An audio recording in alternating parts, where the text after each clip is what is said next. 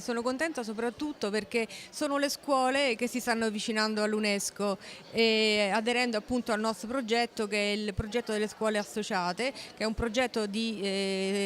respiro internazionale e che ha appunto i propri riscontri in ogni paese che fa parte dell'UNESCO. L'Italia conta quest'anno circa 300 scuole sparse su tutto il territorio nazionale. Devo dire che la Sicilia risponde moltissimo e di questo io ringrazio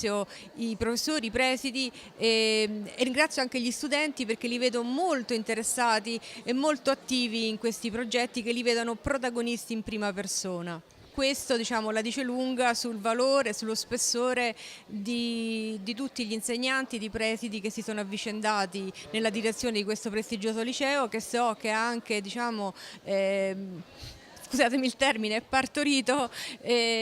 personaggi di rilievo, di spicco, sia, diciamo, nel campo culturale, nel campo politico e scientifico. Bisogna considerare che il ruolo dello scienziato è un ruolo fondamentale per tutta l'umanità ed è quello che ho cercato di dire, che chiaramente dopo aver fatto il ruolo principe, che è quello dell'agricoltore, poi quello del medico, poi quello